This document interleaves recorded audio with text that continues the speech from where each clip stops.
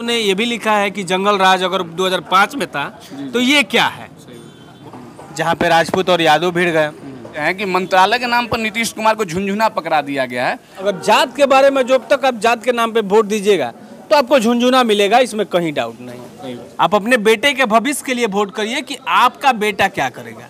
पवन सिंह भी अब पार्टी बना रहे हैं, उनके बारे में क्या कहिएगा? पवन है, जब से नरेंद्र मोदी जी तीसरी बार शपथ लिए हैं या प्रधानमंत्री बनाए गए हैं। भारत मंथन टीवी देख रहे हैं, मैं रॉकी कुमार, हमारे साथ बात आपकी न्यूज चैनल के ऑनर दीपक भैया हैं। भेंट इनसे हो गया हमको कि वो लाइन जो है कि राहों में उनसे मुलाकात हो गई, एकदम वही बात है। दीपक भैया से हम आज कुछ बातचीत करना चाहेंगे। भैया स्वागत है भारत मंथन टीवी पे। बहुत बहुत धन्यवाद आपको। और सच में आज अचानक आपसे मुलाकात हुई, ऐसे तो फ़ोन पे बातें होती रहती है आपसे और आपके पार्टनर से। जी भैया, हम एक और बात जनता को हम बताना चाहेंगे कि भैया मतलब डाउन टू अर्थ बहुत है, ज़मीन से जुड़े हुए हैं। इसके लिए तो हम मतलब कैसे भैया, कैसे कलाई कैसे आया हमारे जैसे मतलब छोटे पत्रकार से भी इतना हम्बल होकर बात करना? हम भी कभी छोटे ही थे। अच्छा, ज़रूरी नहीं कि हम इतना बड़ा हैं, हम भी कभी छोटे ही थे। जीरो से स्टार्ट किया था हमने, और उस दौर पे स्टार्ट किया था। मतलब क्या कहें, घर की कंडीशन सही नहीं थी, खाने तक के पैसे नहीं है। ये कहेंगे तो आपको लगेगा कि सारी चीज़ें नहीं। उस दौर से भी हम गुजरे हैं। कोरोना काल था, पापा बीमार पड़े थे, पापा की डेथ भी हो गई। और मतलब नहीं होता है कि हमने स्टार्ट किया, स्टार्ट करने के बाद सफलता मिलते गई। हमने उसके लिए मेहनत भी किया। एक एक दिन हम लोग 300 200 किलोमीटर बाइक चलाते हैं, आज भी बाइक से ही घूमते हैं। तो हम लोगों ने मेहनत किया और भगवान भी साथ दिए, किस्मत भी साथ दिए, लक भी साथ दिया और सफलता मिलते गई। आदमी तो सब कोई जीरो से ही हीरो बनता है। छपरा का लाल खेसारी लाल यादव को ले लीजिए, जीरो से हीरो। लिट्टी चोखा बेचने वाले आदमी।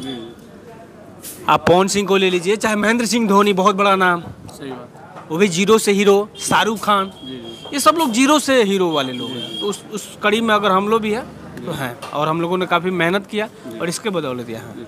भैया अभी बिहार के हम कुछ राजनीति पे बात करें, कुछ टॉपिक पे बात करेंगे। अभी वर्तमान स्थिति में पिछले कुछ सप्ताह में या इन सप्ताह में बहुत ज़्यादा अपराध बढ़ गया। हम तेजस्वी यादव का एक ट्वीट भी देख रहे थे।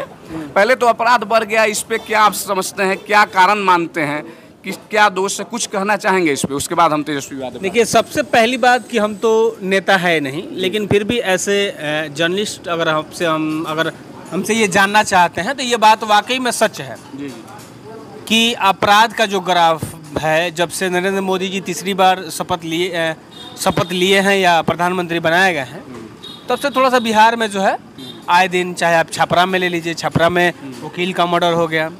उसके बाद इलेक्शन के लेकर छपरा में हुआ, जहाँ पे राजपूत और यादव भिड़ गए। 2 दिन पहले की खबर है, ये रसूलपुर जहाँ की खेसारी हैं, वहाँ पे मर्डर हो गया। सिवान में हो गया, मुखिया जी का नवादा में हो गया। तो ये अपराध जो है फिर से एक लड़की की, जो सबसे अभी चर्चित कांडों में से, एसिड कांड में से चीज़ आप डाल के बड़े बेरहमी से, वो भी लड़की नाबालिग लड़की है, 14 साल की उम्र की लड़की है। तो ये बात सत्य है। और तेजस्वी यादव ने ये भी लिखा है कि जंगल राज अगर 2005 में था तो ये क्या है।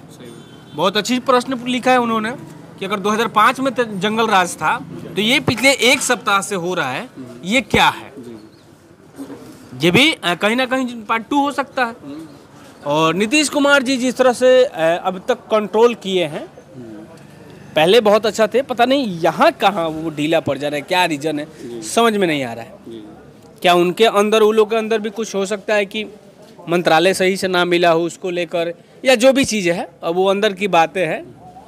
अब तो हम लोग सूत्रों के हवाले से ही खबर चलाते हैं, ये सारी खबरें कि नीतीश कुमार जी कब किधर चले कौन जानता है। तो अभी गृह मंत्रालय उनके हाथ में, नीतीश कुमार जी, और उनको इस पे विचार करना चाहिए कि पिछले एक सप्ताह में बिहार में अपराध बढ़ा है, नो डाउट। अब मैंने जैसे घटना को गिनाया, आज देखिए एक बहुत बड़ा हादसा हो गया, नया हादसा, वो तो हादसा है।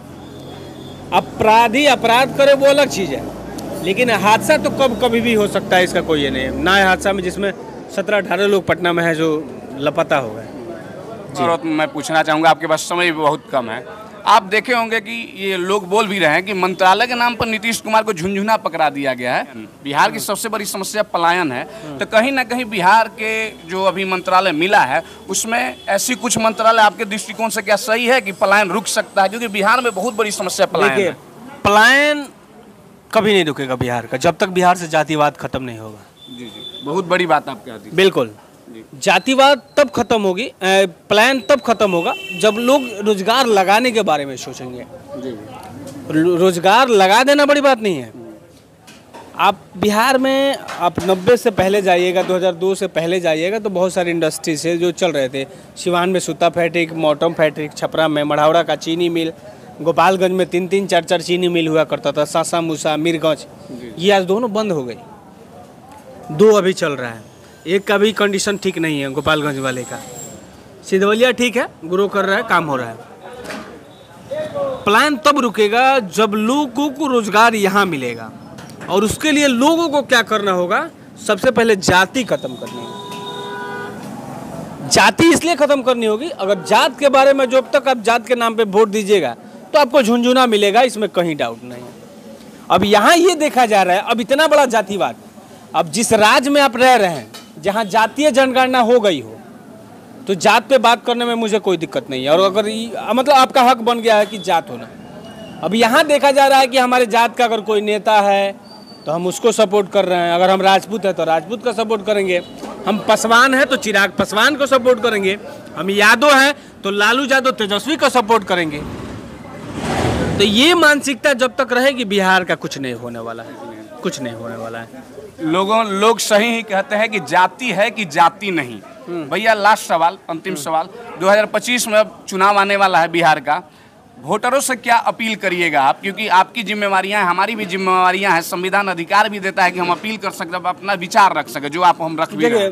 मैं सब बोला ना कि प्रशांत किशोर जी भी चुनाव में लड़ेंगे 2025 में, और उन्होंने एक बहुत बड़ी बात कही है कि जात के नाम पे वोट मत दीजिए आप। उनका एक वो जो था ना, मुझे बहुत अच्छा लगा, हालांकि हम उनका प्रमोट नहीं कर रहे हैं, मतलब उनकी बातें हम कह रहे हैं कि जब आप वोट देने जाए ना, अपने बेटे का भविष्य के लिए वोट करिए।